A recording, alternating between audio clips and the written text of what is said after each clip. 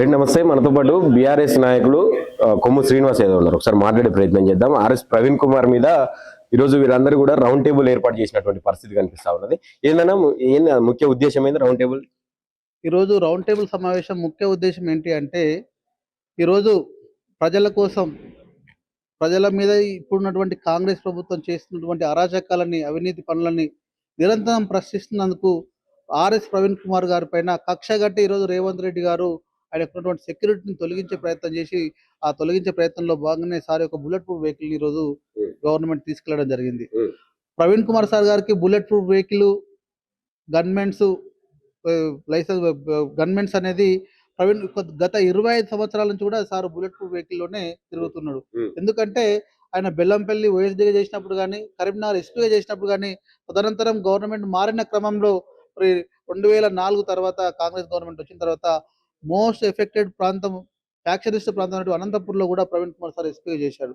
ఆయన చేసినటువంటి పోస్టులు అప్పుడున్నటువంటి గవర్నమెంట్కు సవాల్ తీసుకున్న గవర్నమెంట్ కూడా ఇబ్బంది పడే క్రమంలో ప్రవీణ్ కుమార్ గారు అక్కడ ఎస్పీగా పనిచేసి అక్కడ ఉన్నటువంటి సమస్యలు చాలా చాలా సున్నితమైనటువంటి సమస్యలను కూడా ఆయన సాల్వ్ చేసి చేయడం వల్ల ఆయన అప్పుడు నక్సల్కి టార్గెట్ అయ్యిండు, అదేవిధంగా ఫ్యాక్షనిస్ట్లకు కూడా టార్గెట్ అయ్యిండు. కాబట్టి సెంట్రల్ గవర్నమెంట్ ఆ రోజు కొంత ఒక ఎంక్వైరీ చేసి ప్రవీణ్ కుమార్ సెక్యూరిటీ పెంచాలి, ఆయనకు థ్రెట్ ఉన్నది అనే ఒక ఉద్దేశంతో మరి గవర్నమెంట్ ఆ రోజు ఆయనకు బుల్లెట్ ప్రూఫ్ వెహికల్, ఎక్స్ట్రా గన్మెన్లను కూడా పెట్టడం జరిగింది. ఈ రోజు రేవంత్ రెడ్డి గారు కక్షపూరితంగా ప్రవీణ్ కుమార్ సార్ గారు ఆ రోజు ఆఫీసర్గా ఉన్నారు. నువ్వు ఆఫీసర్గా ఉన్నప్పుడే ఆ విధమైనటువంటి సెక్యూరిటీ మెజర్మెంట్ తీసుకున్నప్పుడు ఈరోజు ఆఫీసర్ అనే ఉద్యోగాన్ని పక్కన పెట్టి నేను చేయవలసింది పబ్లిక్ సర్వీసు, జనాలు ఇంకా చాలా విపరీతమైనటువంటి ఇబ్బందుల్లో ఉన్నారు, నేను పబ్లిక్ కోసం పనిచేస్తానని చెప్పేసి అని ఈరోజు పబ్లిక్తో ప్రజలలో మమేకమై ఉన్నాడు. నిరంతరం ప్రజలతో పనిచేస్తూ ఉన్నాడు. నువ్వు ఈ రోజు ఉన్నటువంటి పరిస్థితులలో ప్రవీణ్ కుమార్ గారు ఇప్పుడున్నటువంటి ప్రజానాయకుడు ఉన్నటువంటి పరిస్థితులలో నువ్వు సెక్యూరిటీ పెంచేది పోయి నువ్వు ఉన్నటువంటి సెక్యూరిటీ తగ్గిస్తున్నావు అంటే నిరంతరం మీ అవినీతి, మీ కుంభకోణాలు బయట పెట్టిస్తూ ప్రజా వ్యతిరేక నిర్ణయాలను ప్రజలకు డెలివరీ చేస్తున్నాడు. కాబట్టి మీరు తట్టుకోలేక ఆయనకున్నటువంటి వాగ్దాటి, ఆయనకున్నటువంటి మేధస్సుని మీరు మీరు చూసి ఓర్చలేక ప్రవీణ్ కుమార్ని మెంటల్గా డిస్టర్బ్ చేయాలి, ఆయన మానసిక స్థితిని డిస్టర్బ్ చేయాలి, ఆయన మనోధైర్యాన్ని దెబ్బతీయాలనే ఒక ఉద్దేశంతోనే ఈరోజు ప్రవీణ్ కుమార్ సార్ని సెక్యూరిటీ తగ్గించే విధంగా నువ్వు చేస్తా ఉన్నావు. రేవంత్ రెడ్డి కూడా ఒక స్టేట్మెంట్ ఇచ్చారు కదా, దానికి సంబంధించినటువంటి గైడ్ లైన్స్. ఇప్పుడు ప్రెసెంట్ తెలంగాణ అనేది నక్సల్ ఫ్రీ స్టేట్ గా ఉన్నది, ఎటువంటి ఎవరికి ఏ ప్రమాదం జరగదు, ఎటువంటి ముప్పు లేదు, ఎవరికి హాని లేదు అని చెప్పి మాట్లాడతాడు. అందువల్లనే తీసేసిరు అనుకోవచ్చు కదా. రేవంత్ రెడ్డి గారు, నేను మీకు ఒకటే సూటిగా ప్రశ్నిస్తా ఉన్నా, మైనంపల్లి హనుమంతరావుకు ఏమి థ్రెట్ ఉన్నది ఒకసారి మీరు చెప్పాలి. ఆయనకి ఎందుకు 2+2 గన్మెన్స్, ఆయనకి ఎందుకు అంత సెక్యూరిటీ? అల్లోల్లా ఇంద్రకరణ్ రెడ్డి ఆయన ఏం చేసిందని చెప్పేసి అని, ఆయన ఏం దేశం కోసం ఏం సర్వీస్ చేసిందని చెప్పేసి అని ఆయన ఈరోజు మంత్రి కాదు, ఎమ్మెల్యే కాదు, మరి ఆయనకి ఎందుకు ఆ సెక్యూరిటీ? నేను అడుగుతా ఉన్నాను.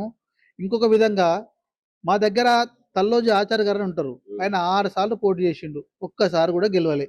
ఇప్పుడు బీజేపీ, తల్లోజీ ఆచార్య గారు బీజేపీ, ఒకసారి రేవంత్ రెడ్డి గారికి బీజేపీ ఉన్నటువంటి సంబంధాన్ని నీకు గుర్తు చేసే క్రమంలో చెప్తా ఉన్నా, ఆయనకు కూడా 2+2 గవర్నమెంట్స్ ఇచ్చారు. అదే మా కల్లకుర్తి కాన్స్టిట్యూన్సీలో జయపాల్ యాదవ్ గారు ఉన్నారు, ఆయనకు నక్సల్స్ ఆయన మీద అటాక్ చేసింది. నక్సల్స్ అటాక్ చేసిన తర్వాత ఆయనకు ఇంకా ఆయన శరీరంలో 2 బుల్లెట్లు ఉన్నాయి. నక్సలైట్లు అటాక్ చేసిన క్రమం ఫస్ట్ టైం ఆయన 99 ఎమ్మెల్యే అయినప్పుడు, 2004 కంటే ముందు టీడీపీ ఎమ్మెల్యే ఉన్నప్పుడు ఆయన మీద అటాక్ జరిగింది, నక్సల్స్ అటాక్.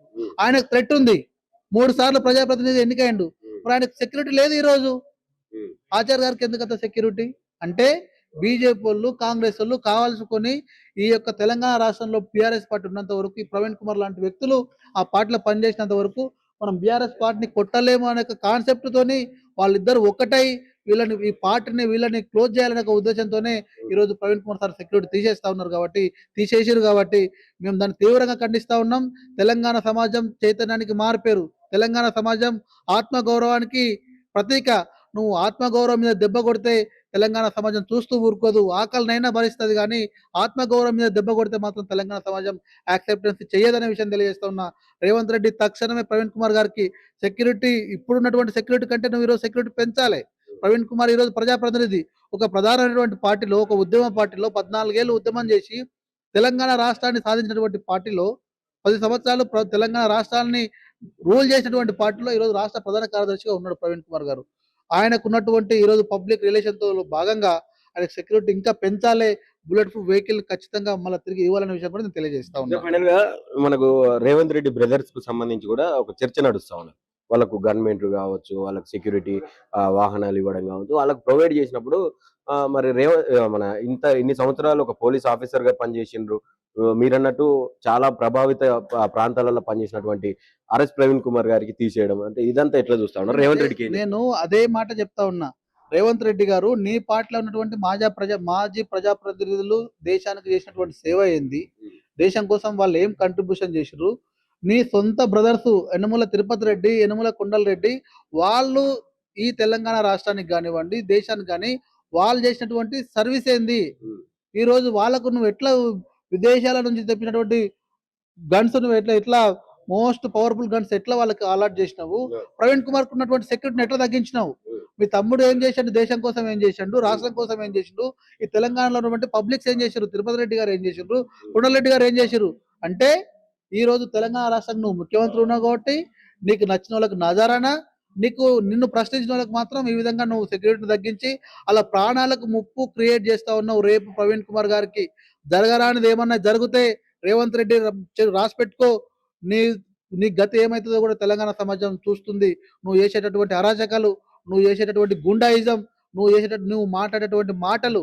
ఈరోజు ఏ రాష్ట్ర ముఖ్యమంత్రి చూసుకున్నా కూడా ముఖ్యమంత్రి అనేటటువంటి పదవి చాలా పవిత్రమైనది. హ్మ్. నువ్వు పేగులు తీసి మెడకేసుకుంటా, ఆ! నీ గుడ్లు పీకి గోటిలాట ఆడతా అనే మాటలు ఏ ముఖ్యమంత్రి, ఇంగిత జ్ఞానం ఉన్నటువంటి ముఖ్యమంత్రి ఎవరు మాట్లాడరు. ఇంకో మాట అన్నాడు ప్రవీణ్ కుమార్ సార్. ఆయన మేధావి. దేశంలోనే మేధావి ఆయన. మేధావిగా చూస్తది ఈ సమాజం. ఆయన ఏమన్నాడు, "నువ్వు ఉద్యోగం పోయిన తహసీల్దార్‌వి. నువ్వు ఇంకా నో మోర్ ఐపీఎస్" అనే మాట మాట్లాడిండు. అవును. ఆయన ఎక్కడ ప్రవీణ్ కుమార్ రేవంత్ రెడ్డి గారి యొక్క నేచర్ ఏందనంటే, ఆయన చేసేటటువంటి తప్పులు, ఆయన చేసేటటువంటి అవినీతిని ప్రశ్నిస్తే మనసులోని పర్సనాలిటీ పైన దాడి చేస్తాడు. హ్మ్. గతంలో కేసీఆర్‌నైతేనేంది, కేటీఆర్‌నైతేనేంది, ఆ మనసుని మోరల్‌గా దెబ్బ కొట్టాలనే ఒక మైండ్ గేమ్‌తోని రేవంత్ రెడ్డి ఆడతాడు. అది తప్పు రేవంత్ రెడ్డి. నువ్వు పద్ధతి నేర్చుకో. ఇంకో మాట కూడా చెప్తా ఉన్నా. కత్తి పట్టినోడు కత్తికే బలైనట్టుగా నువ్వు చేసేటటువంటి ఇలాంటి చిల్లర రాజకీయాలతోని లాస్ట్‌కు నువ్వు బలైతావు అనే విషయం కూడా నీకు తెలియజేస్తా ఉన్నా. Thank you.